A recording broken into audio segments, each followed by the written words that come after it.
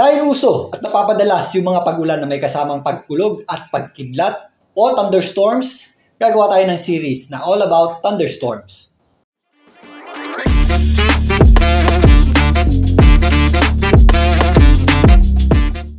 Welcome po muli sa Philippine Weather Trivia. Again, para po sa mga bago sa channel na to, ako nga po muli si Alvin Pura, isang meteorologist at ang inyong weather tito. Para sa ating unang episode, para sa ating series na all about thunderstorms, ano nga ba ang thunderstorms at paano ito nabubuo? Ang thunderstorms ay electrical storm o lightning storm o mga kaulapan na may kasamang pagkulog at pagkidlat. Minsan may kasama rin itong mga pag-ulan, hail o yelo, buhawi o tornado, at minsan meron din itong tinatawag na microburst. Tatalakayin natin ang mga yan sa mga susunod nating episodes. Pero sa ngayon, balik muna tayo sa ating thunderstorm basics. So paano nga ba nabubuo ang thunderstorms? Ang thunderstorms ay nabubuo kapag meron tayong biglaang pag-angat o sudden lift ng warm at moist air.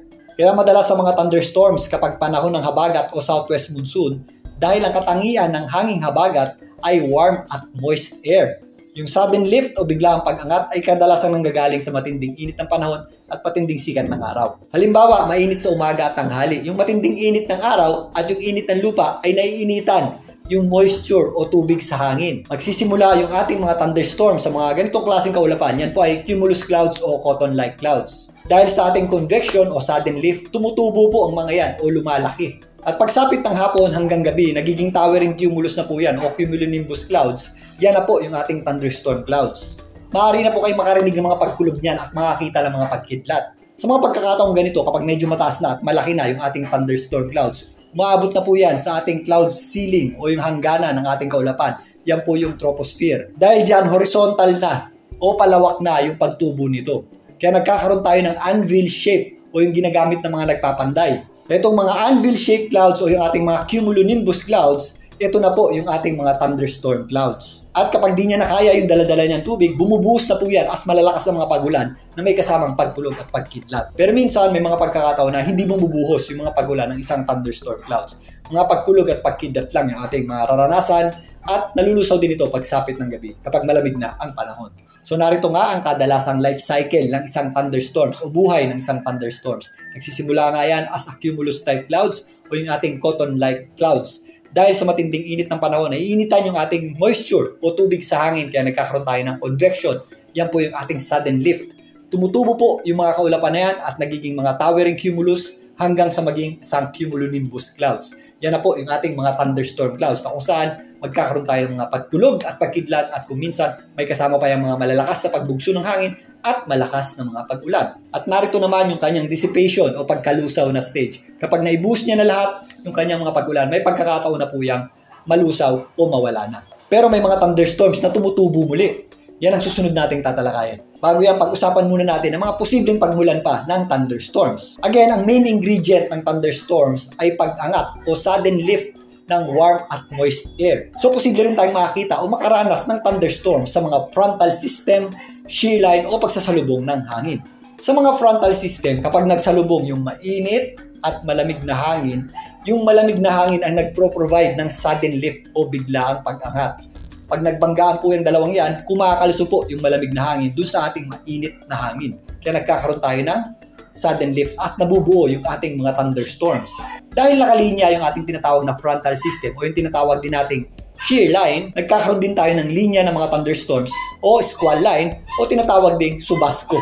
So ganito po ang kadalasang itsura ng mga linya ng mga thunderstorms o squall line o pwede rin tawaging subasco na kadalasang nagmumula sa mga frontal system o pagsasalubong ng malamig at mainit na hangin. Sa loob ng isang bagyo, posible rin po tayong maka-experience o makaranas ng thunderstorms. Ang bagyo po ay relatively low pressure o mababa po ang pressure niyan. Kaya nagpro-provide po yan ng unstable atmosphere at ng biglang pagtaas o sudden lift. Kasama na din dyan ang pagsasalubong ng hangin dahil sa pag-ikot ng isang bagyo. Kaya minsan, meron tayong mga nararanasang pagkulog at pagkidlat. At minsan nga, may mga buhawi pa na dulot ng thunderstorms sa loob ng isang bagyo. Yung mga panganib o hazards na dulot ng isang thunderstorms ay depende po sa lawak ng kaulapan nito. So nagbabari po yan. Meron tayong mga single cell thunderstorms. Kadalasan ito po yung mga localized thunderstorms. Usually ito yung convective o dahil sa init ng araw, kahit maganda yung panahon sa umaga, tumutubo po yung mga ganitong klaseng kaulapan. Pero hindi rin po ito nagtatagal. Short-lived lamang po ang mga single cell thunderstorms. Pero posible pa rin niya magpabaha dahil biglang buhos po yan ng malakas na pagulan.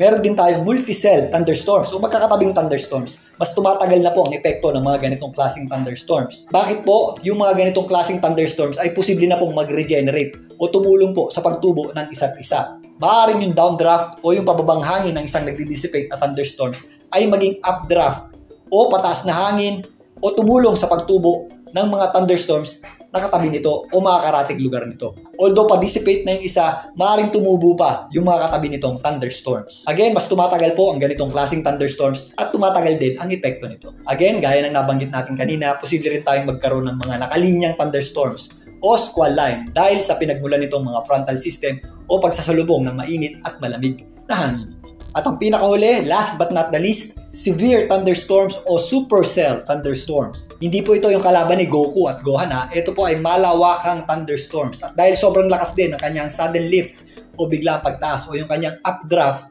tumatagos na sa ating cloud ceiling o troposphere yung kanyang kaulapan. Mas malawak na din ang epekto ng ganitong klaseng thunderstorms at kadalasan dito nang gagaling yung ating mga hailstorms o pag-ulan ng yelo, buhawi at tornado at yung tinatawag din nating microburst o biglang pagbugso ng malakas na malamig na hangin. Bagamat hindi naman nagtatagal, minsan yung mga pagbugso ng hangin na dulot ng buhawi o tornado at microburst ay mas malakas pa sa isang super typhoon. Ang severe thunderstorms po ang pinakamapanganib na uri ng thunderstorms. So ito na nga po ang ating unang episode para sa ating All About Thunderstorm series. Sana ay may natutunan kayo. Kung may mga katanungan pa po, i-comment nyo po sa baba. Susubukan natin yung sagutin or isama dito sa ating series. Sa mga susunod na episodes, talakayin naman natin ang mga panganib o hazards na dulot ng isang thunderstorms.